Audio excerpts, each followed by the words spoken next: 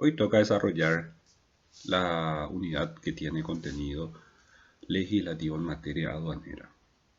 Así, la máxima regulación en dicho ámbito, es decir, en el ámbito aduanal, es el Código Aduanero, que el Código Aduanero hoy vigente está regido por la Ley 2422 del año 2004, vigente a partir del 15 de enero del año 2005, que derogó, o en su momento había derogado, a la ley 1183 del año 85.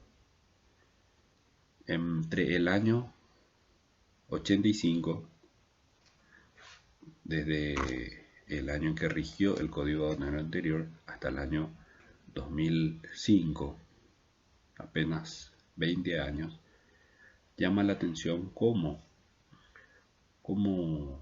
en un lapso relativamente breve de tiempo se dio la derogación de un código enteramente por otro, porque acá ni siquiera fue una modificación parcial, sino que fue una derogación total.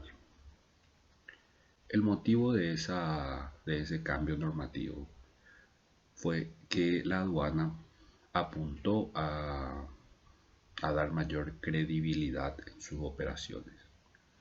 Hay que tener en cuenta que el servicio aduanero va orientado enormemente con vista al comercio internacional.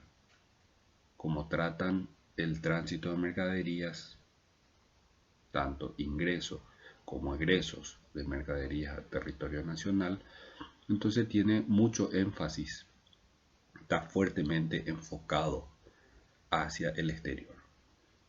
En el extranjero y más aún en el comercio internacional se suceden los cambios en sentido de avances muy rápidamente. Bueno, la aduana lo que hizo fue obtener una certificación ISO, lo que le da mayor operatividad y credibilidad respecto a su funcionamiento. Esa certificación es habilitada por organismos internacionales. Los certificadores extranjeros vienen a analizar y de acuerdo a eso emiten un dictamen por la cual se aprueba o se rechaza esas certificaciones. O sea que es algo estrictamente y a la vez muy seria esa calificación otorgada. La aduana obtuvo en varios de sus departamentos tal calificación.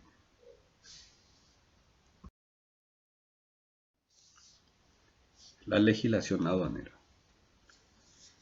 La principal, como ya habíamos dicho, es el Código Aduanero, que a la vez tiene un decreto reglamentario, el 4676, también del año 2005, y otra vez tiene una gran cantidad de resoluciones o decretos que en función a tal código y a tal decreto reglamentario matriz van orientados. Pero aparte de las normas, ambas, tanto leyes como decretos citados, son de origen nacional, o sea, son de origen interno. También en materia aduanera hay una serie de tratados internacionales, sobre todo de la Organización Mundial del Comercio, que tienen mucha afectación en materia de aduanas. Comenzamos viendo con el artículo 129, la operación de importación definitiva. Y acá es importante aclarar que se trata de un régimen definitivo y no de otro distinto como el que veremos un poco más adelante. La importación es la operación por la cual ingresan en materia legal productos extranjeros e ingresan con la posibilidad de ser consumidos o de transitar libremente por territorio nacional.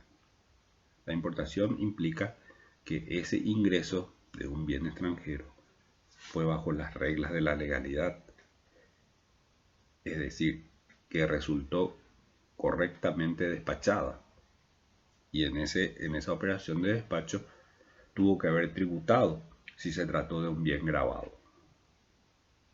Y eso es lo que le da el toque de legalidad. No solo el pago del tributo, porque, repito, se puede estar tratando de una mercadería no grabada, por ende, sin obligación de tributar, pero igual debe producirse el despacho. Operación principal en el ámbito de la aduana.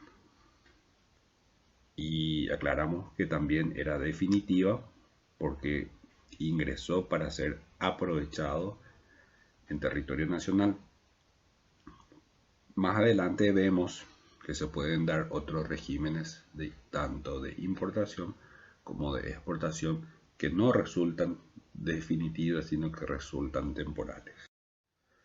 Hay tres tipos de tránsitos: el tránsito internacional, que es el ejemplo que vimos de una aduana de frontera, como dijimos en el ejemplo, la aduana de Ciudad del Este, a otra aduana también de salida, como es la aduana de Falcón.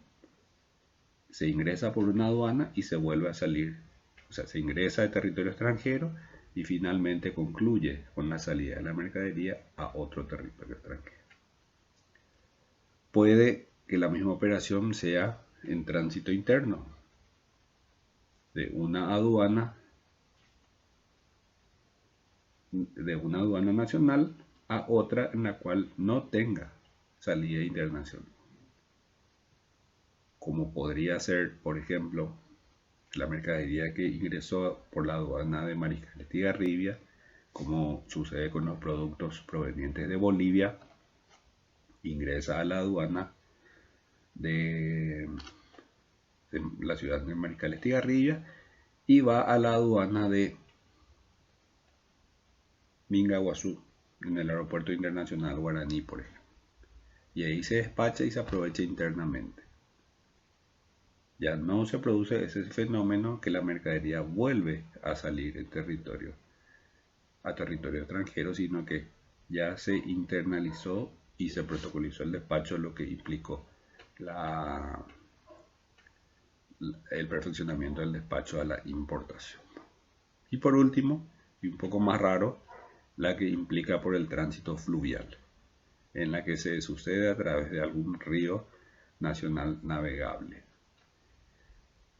Esto se da, y se da mucho, porque Paraguay es un gran exportador de agrícola, de granos de soja, y eso sucede en la mayoría de los casos, por no decir en todos, por vía fluvial a través de las barcazas de las empresas exportadoras. Entonces la mercadería se acopian en los hilos, de los hilos van cargadas vía terrestre hasta llegar a puerto, se embarca en las barcazas y de ahí transitan ya a los puertos marítimos de ultramar, desde donde vuelven a ser reembarcadas a otro tipo de embarcaciones para llegar a sus destinos finales, que normalmente es el Asia o los Estados Unidos de América.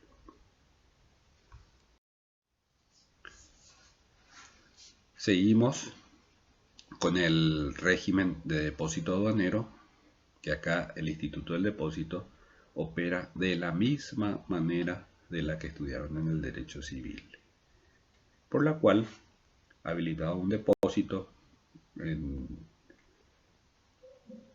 que puede que sea en un recinto de la aduana, puede que no sea un recinto aduanero, sino que en los alrededores, se habilita para que ahí sean resguardadas las mercaderías, ya sea porque ingresaron para su exportación o ya sea porque van a ser embarcadas para resultar finalmente exportadas.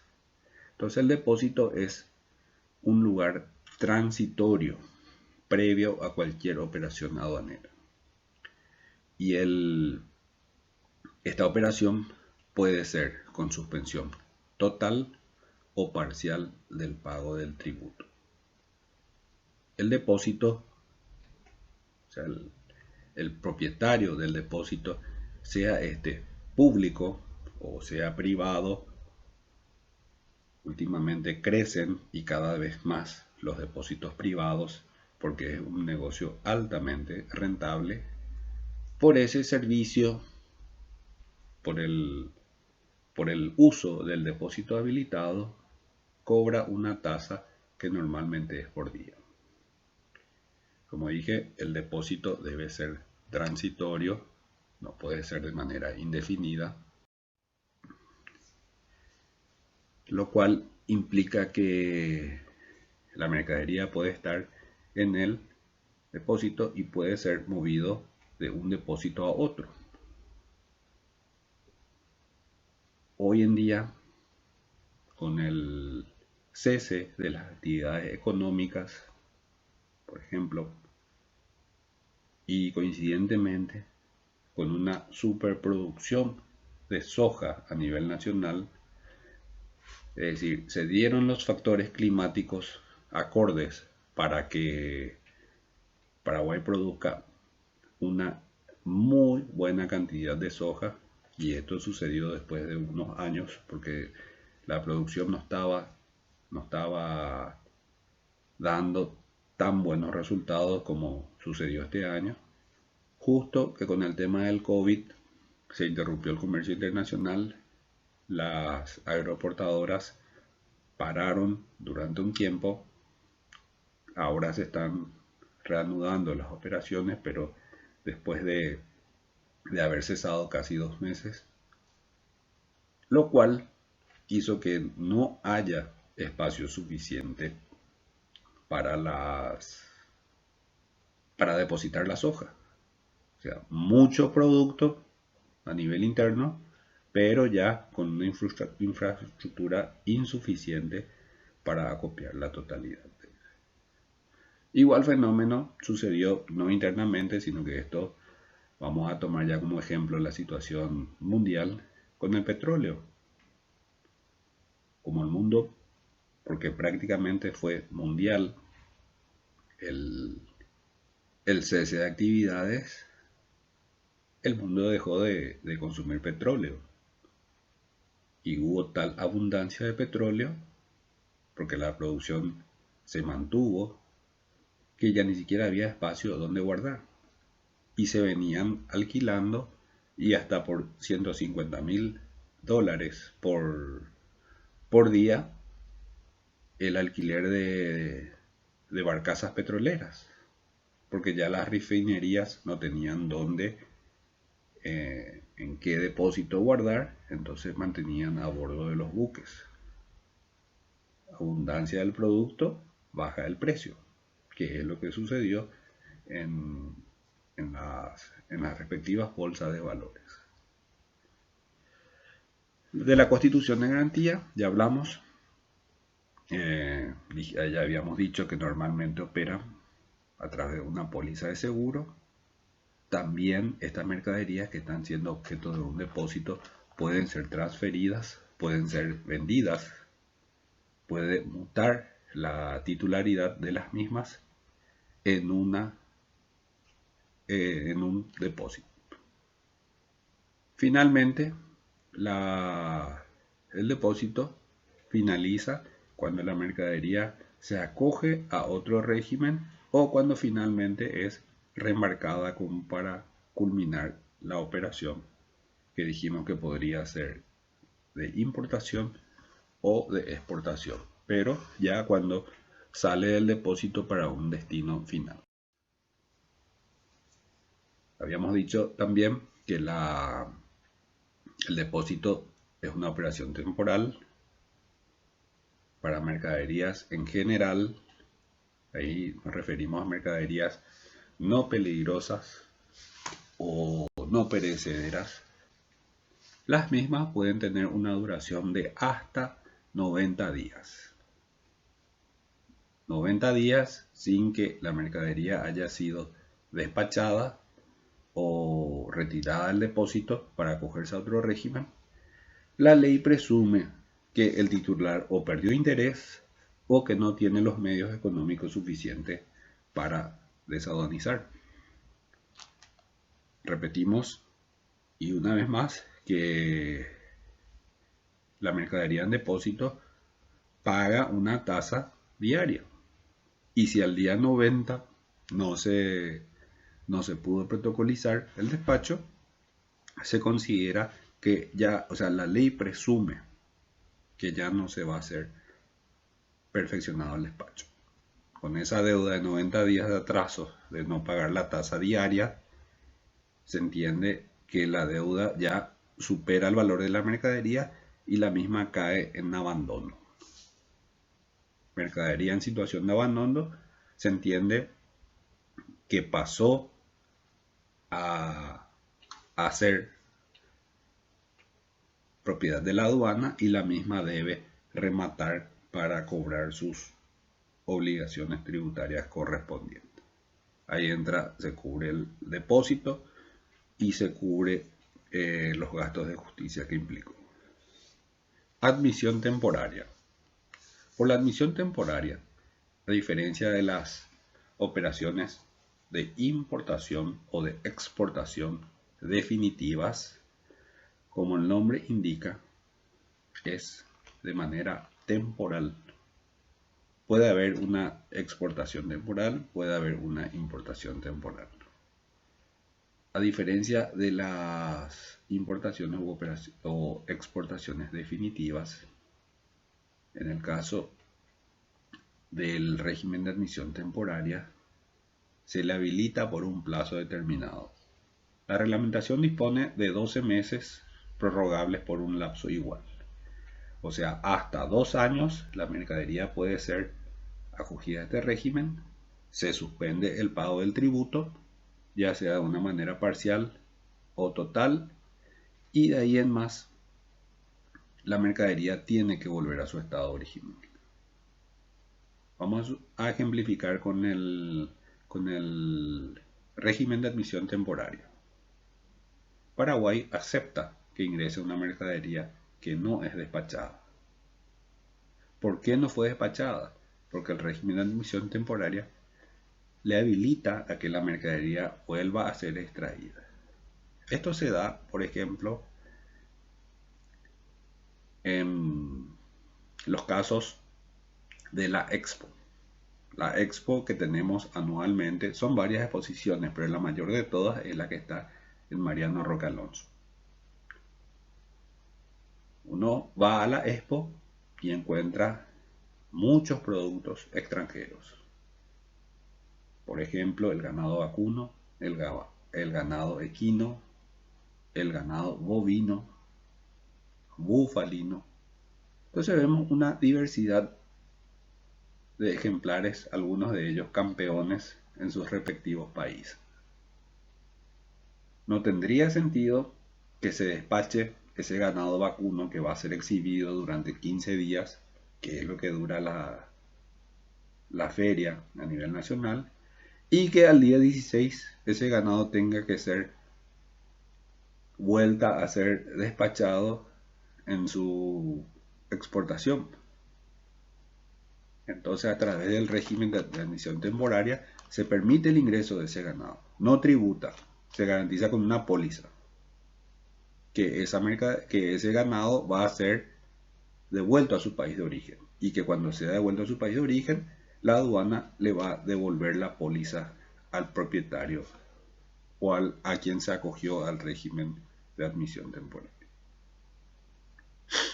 Entonces ese ganado es exhibido durante lo que dure la Expo, pero cumplido el periodo por el cual se le habilitó, de apenas 15 días, habíamos dicho que la reglamentación contempla por lapso de 12 meses prorrogable por un periodo igual. En ese interín puede aparecer un interesado en la adquisición de ese ganado vacuno. Y de hecho sucede. Entonces, si aparece un interesado, un comprador durante la expo, paga el costo del ganado vacuno, a la vez tiene que pagar el despacho a la importación, porque ese ganado vacuno ingresó de manera temporal y no de manera definitiva. Y entonces, al adquirir el ganado con la compra, también se tiene que perfeccionar el despacho. Y ahí cambia de régimen, de un régimen de admisión temporaria pasa a un régimen definitivo. Ahí pusimos como ejemplo un supuesto de importación. Podemos dar otro ejemplo. De Bolivia, por ejemplo, ingresa tabaco, materia prima. Ingresa tabaco en estado natural. Ese tabaco no es despachado, porque se acoge a un régimen de admisión temporaria, para el régimen de perfeccionamiento activo. Ingresa tabaco boliviano, internamente se procesa, se le da un valor agregado y se arman los pabilos de cigarrillos. Son empaquetados y vueltos a ser reexportados al mercado boliviano. Esos cigarrillos no pueden ser comercializados en territorio nacional porque ingresaron bajo un régimen de admisión temporaria y no tributaron. Ingresaron para ser producidos. Ingresó tabaco para que sea producido cigarrillo. Se realiza la operación y termina siendo transportado como producto finalizado.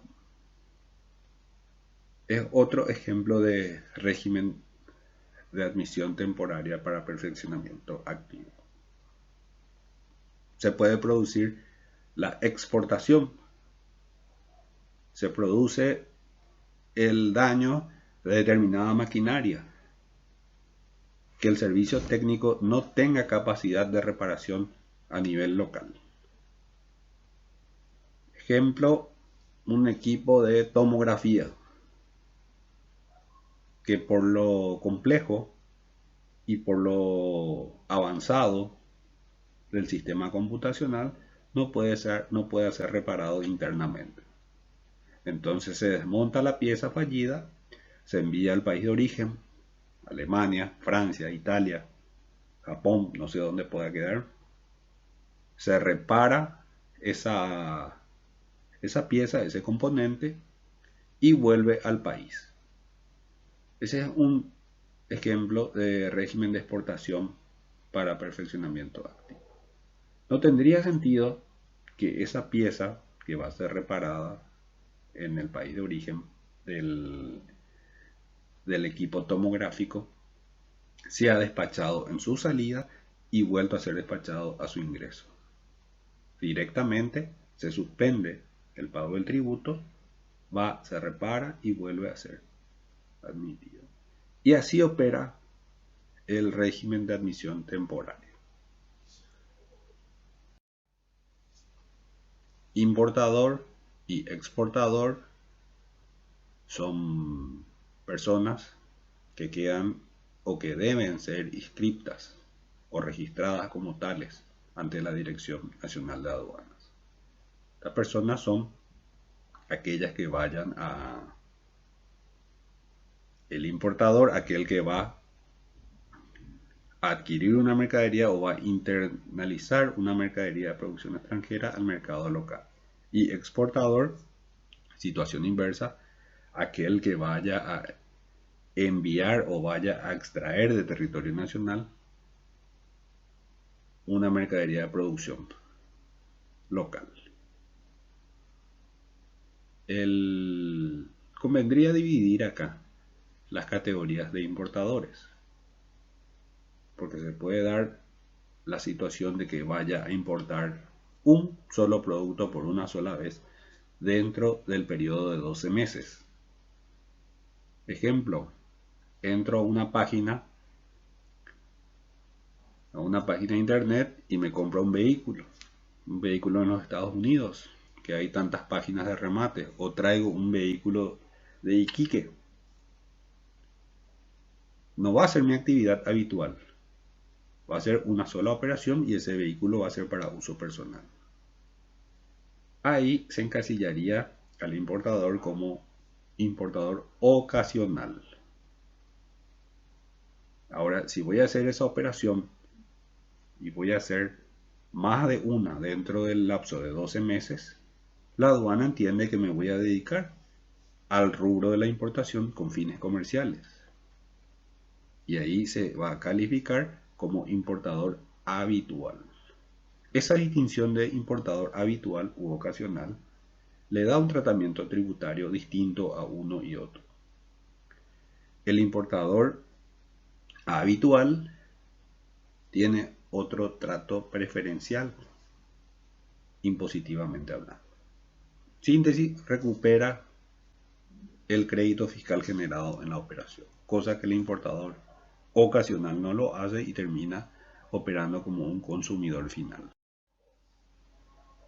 El despachante de aduanas. El despachante de aduanas es una persona física que coayuda al comercio. Es más o menos como el abogado en materia de litigios. ¿Por qué comparo con el abogado? Porque el despachante, al igual que el abogado, opera a través del mandato. Así como el cliente al abogado le da un poder, al despachante también se le firma una carta de mandato. Y con esa carta de mandato se le habilita para que vaya en representación del propietario de la mercadería, es decir, del importador o del exportador, realice las gestiones del despacho ante la Dirección Nacional de Aduanas. Los requisitos para que la aduana le matricule como despachante, le otorgue el registro de despachante de aduanas. Primer punto: ser paraguayo. Ser paraguayo y no tener antecedentes de ningún tipo, mucho menos cuestiones relacionadas a obligaciones fiscales. No haber sido calificado por el hecho de contrabando, de evasión de impuestos, ni siquiera tener pendiente algún tipo de multa, ya sea de IVA, impuesto a la renta personal o algún otro gravamen que pueda afectar. Se exige nivel secundario. No se exige más estudios que eso. Haber aprobado los exámenes de suficiencia ante la Dirección Nacional de Aduanas. Y este punto es una de las novedades que incluyó el Código Aduanero hoy vigente. Porque el Código Aduanero anterior, vamos a ver en la lámina, tenía otro trato para la habilitación del despachante de aduanas. Hoy en día se exige un curso, o sea, completar un curso que básicamente es una carrera universitaria. Son 4 años dictados no por la Dirección Nacional de Aduanas, sino que en el Centro de Despachante de Aduanas del Paraguay. Queda ubicado sobre la calle Presidente Franco y Ayolas, en el edificio AIFRA. Ahí tiene la sede el área académica del Centro de Despachante de Aduanas, donde se cumple el cursado de los 4 años con muchas asignaturas, muchas de ellas muy técnicas, como es el uso del sistema informático Sofía, que se utiliza para los despachos, o el sistema de valoración, cómo se asignan valores a los bienes. Bueno, son cuestiones muy técnicas, muy específicas, que se le impuso a la aduana cuando buscó certificar a nivel internacional. Se le requirió de mayor profesionalismo tanto del personal de aduanas como de los auxiliares intervinientes a las operaciones aduaneras. Y de ahí en más que se dispuso la obligatoriedad del dictado de este curso y de la aprobación de los exámenes, de la cual no solamente participan personal del Centro de Despachante de Aduanas, sino que también funcionarios de la Dirección Nacional de Aduanas. Otro de los puntos interesantes Y acá radica una de las principales diferencias del código vigente, del código aduanero vigente con el anterior, que contempla que todos profesionales graduados universitarios cuyo currículum académico sea aprobado por la Dirección Nacional de Aduanas. Es decir, se coteja el programa de la carrera que siguió el postulante, con el programa del Centro de Despachante de Aduanas. Si ahí hay cuestiones que convalidar, se convalidan, o sea, esos exámenes ya no se aprueban, y si son parcialmente asimilables, entonces ya por la parte restante, por la diferencia de programas únicamente, se evalúan los exámenes. Pero eso no exime que el profesional que se pretenda presentar a solicitar la matrícula de despachante tenga que aprobar los exámenes. Digo que acá radica la diferencia con el código aduanero anterior, porque la ley 1183 del año 85 disponía que a los profesionales egresados de la carrera de Derecho, Contaduría Pública y Economía se le entregaba libremente la matrícula, sin más requisitos. Por ende, uno no se veía obligado a rendir examen alguno. Y así fue que hasta mi promoción, yo soy de la promoción 2004, nos recibimos en el mes de diciembre del año 2004, todavía bajo el código aduanero anterior, que empezó a regir a partir del 15 de enero del año 2005, podíamos pedir libremente la matrícula de despachante y la aduana les pedía sin problema. De hecho, tengo varios compañeros de facultad que accedieron a la matrícula de despachante. Yo particularmente no solicité, y con mucha tranquilidad para mí mismo, porque cosas de la vida, en la primer promoción dictada por el Centro de Aduanas, Centro Despachante de Aduanas del Paraguay, fui convocado a asistir como docente, y qué absurdo hubiera sido que yo esté dictando clases en la primera promoción de postulantes a despachantes y que yo haya accedido a la matrícula de despachante de manera libre. Eso me dio mucha tranquilidad, pero les repito, hasta ese tiempo, hasta el 15 de enero del año 2005, el abogado pedía y se le otorgaba la matrícula libre. Garantía que debe prestar el despachante de aduanas. El despachante debe ofrecer una garantía, como está operando el mandato, está manejando bienes ajenos y a veces de muchos valores. El despachante tiene que ofrecer $7.500 en garantía, que fue un tema muy discutido, porque muchos cuestionaron que no tenían esa suma, y mucho menos para distraer en una cuenta bancaria a nombre de la aduana. Y de ahí que esto se reglamentó, que se puede también garantizar con una póliza de seguro, que es en la manera en la cual hoy en día se está garantizando el ejercicio de la profesión del despachante de aduanas. Obligatoriedad de intervención del despachante de aduanas.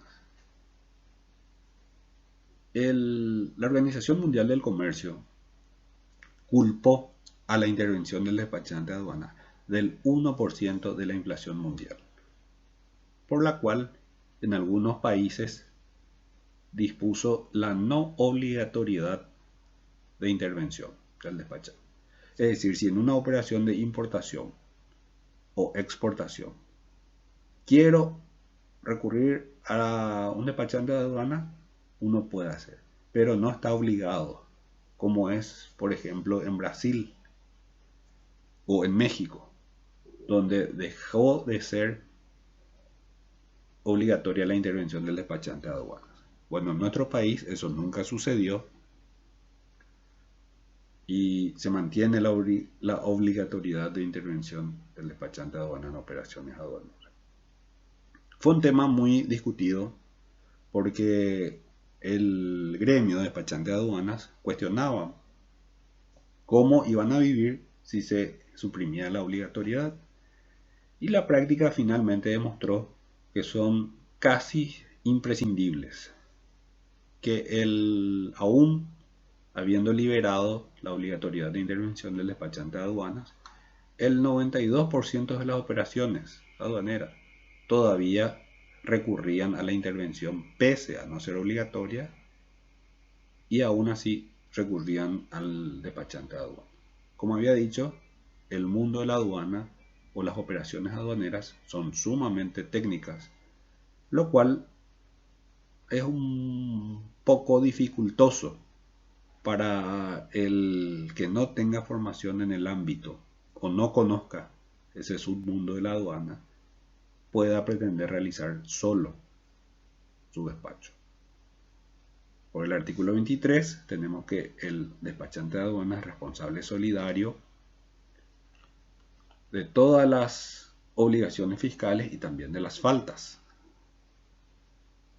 Bueno, en realidad casi todas las personas vinculadas al ámbito de la aduana tienen responsabilidad solidaria, por la sencilla razón de que todos tienen un trato muy directo, un vínculo muy estrecho, tanto con el bien como con el importador o exportador. El agente de transporte. El agente de transporte es la persona física que representa a la empresa de transporte. Muchas veces las empresas de transportes no tienen asiento en el país. Son grandes empresas de transportes que tienen mucha demanda a nivel mundial. O sea, prácticamente tienen trabajo, pero por todo el mundo. Al ser tan grandes y no tener posibilidad de cubrir agencias en todos los países, entonces ahí entra en juego el agente de transporte, que asume la representación de esa empresa transportista que va a realizar el flete internacional. También el agente de transporte tiene responsabilidad solidaria como todos los intervinientes en el servicio aduanero.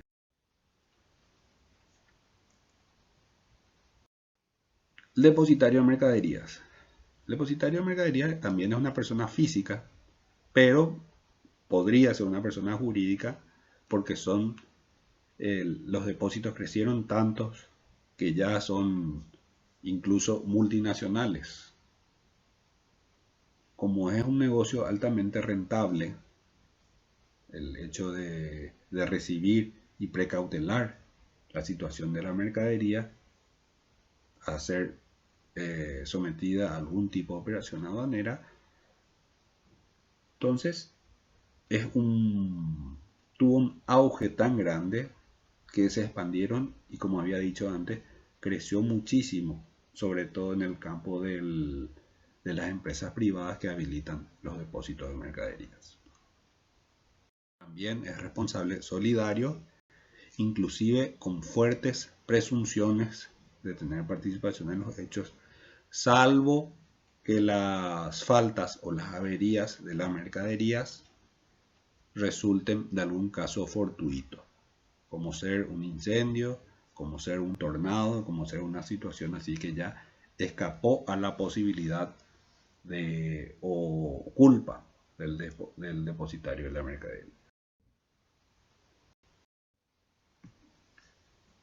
Finalmente, el artículo 40 contempla a otras personas vinculadas a la actividad aduanera.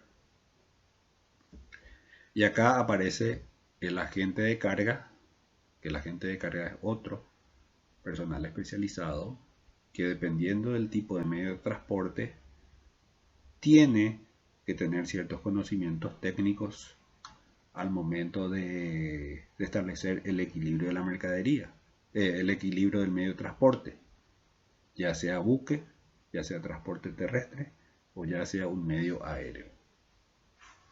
Sobre todo los buques y las aeronaves tienen puntos de gravedad que tienen que ser debidamente equilibrados o compensados.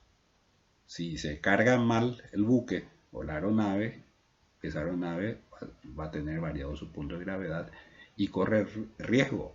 No sé si tanto como para producir algún tipo de percance, pero sí pone en riesgo situaciones que sumado a otros factores sí puede terminar en una tragedia.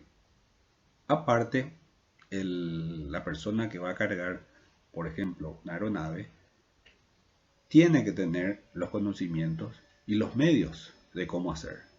No solamente por una cuestión de mantener el equilibrio en la distribución de la carga, sino que a la vez la aeronave tiene la particularidad de que tiene que ser respetada la aerodinámica, por ejemplo.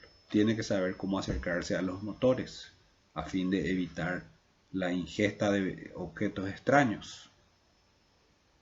Tiene que saber cómo cerrar la compuerta sin estropear de un modo seguro y eficaz.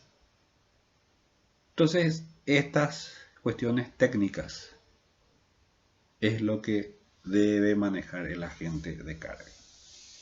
La empresa de remesa expresa, otro sujeto vinculado, básicamente son los courier privados, aquellos que cumplan servicio de puerta en puerta.